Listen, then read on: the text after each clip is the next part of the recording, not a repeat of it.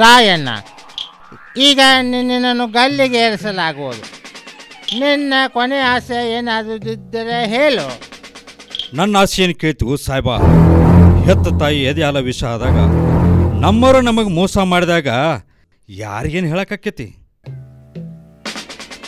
ಸಾವಿಗೆ ಹೆದರದ ಸಹಾಯಕ ನಿಂತ ಈ ಸುರುಗ ನ್ಯಾಯ ಕೊಡ್ಸಕ್ಕಾಕೈತೇನು ನಿನಗ?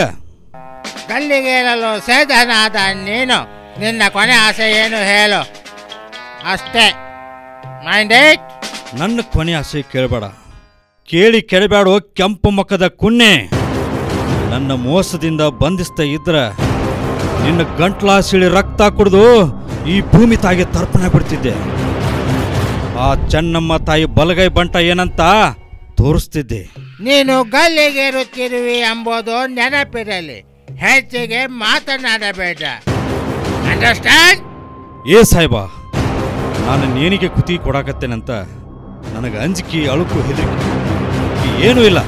ನೀವು ಹೆಂಗೆ ನಟ್ಟು ನಡು ಮಧ್ಯಾಹ್ನದೊಳಗೆ ನಮ್ಮವ್ರ ಕಡೆಯಿಂದ ನಾನು ಬಂಧಿಸಿ ಶಿಕ್ಷೆ ಕೊಡಾಕತ್ತಿರಲ್ಲ, ಹಂಗ ಮುಂದೊಂದು ದಿನ ಕಿತ್ತೂರು ನಾಡಿನಾಗ ಪ್ರತಿಯೊಂದು ಮನೆಯಾಗ ಒಬ್ಬೊಬ್ಬ ರಾಯನ ಹುಟ್ಟಿ ನಿಮ್ಮನ್ನ ಈ ನಟ್ಟು ನೋಡು ರಾತ್ರಿ ಒಳಗೆ ಈ ದೇಶದಿಂದ ಓಡಿಸ್ತಾರ. ನೆನಪಿಟ್ಕೋ ಈ ರಾಯ ನಾಯಕನ ನುಡಿ. ರಾಯ, ನಾವು ನಿಮ್ಮ ದೇಶವನ್ನು ಲೂಟಿ ಮಾಡಿ ನಮ್ಮ ದೇಶಕ್ಕೆ ಹೋಗುತ್ತೇವೆ. ಎಲೆ ಕೆಂಪು ಮುಖದ ಕುನ್ನೆ, ನೀನಾಡುವುದು ಕನಸಿನ ಮಾತು. ಅದು ನನಸಾಕೈತಂತ ಹಗಲ ಕನಸು ಕಾಣಕ್ ಹೋಗಬೇಡ. ನನ್ನ ಕನ್ನಡ ತಾಯಿ ಮಡಿಯಲ್ಲಿ ಹುಟ್ಟುವ ಪ್ರತಿಯೊಬ್ಬನು ಒಬ್ಬೊಬ್ಬ ರಾಯನಾಗಿ ಹುಟ್ಟಿ ಬರ್ತಾನ, ನೆನಪಿಟ್ಕೋ.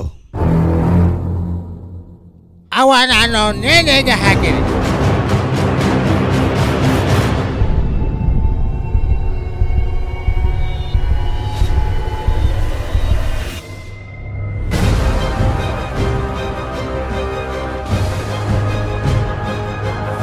ಮೆಚ್ಚದೆ ರಾಯಣ್ಣ, ನನ್ನನ್ನು ಮೆಚ್ಚದೆ.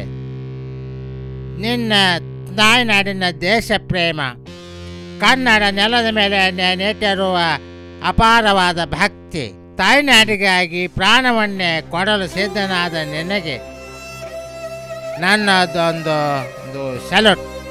ಬಟ್ ನಮ್ಮ ಕಾನೂನು, ಛೇ ರಾಯಣ್ಣ, ಐ ಆಮ್ ಹೆಲ್ಪ್ಲೆಸ್. ನೀನೀಗ ಗಲ್ಲಿಗೆ ಏರಲೇಬೇಕು. ನಾನು ನನ್ನ ಕರ್ತವ್ಯವನ್ನು ಮಾಡಲೇಬೇಕು. I am very sorry. ನೀ ಏನು ನಿನ್ನ ಕರ್ತವ್ಯ ಮಾಡ್ತೀವೋ ಸಾಹೇಬ? ನೀನು ತಿಳ್ಕೊಂಡಿರ್ಬೇಕು, ಇದು ನನ್ನ ಕೊರಳಿಗೆ ಹಾಕುವ ನೀನು ಹಗ್ಗ ಅಂತ. ಆದ್ರೆ ನಾನು ತಿಳ್ಕೊಂಡೀನಿ, ಇದು ನನ್ನ ಕನ್ನಡ ನಾಡದೇವಿ ನನ್ನ ಕೊರಳಿಗೆ ಹಾಕುವ ಹೂವಿನ ಹಾರ ಅಂತ. ನಾನೇ ನೇನಿಗೆ ಶರಣ ಹಾಕೀನಿ.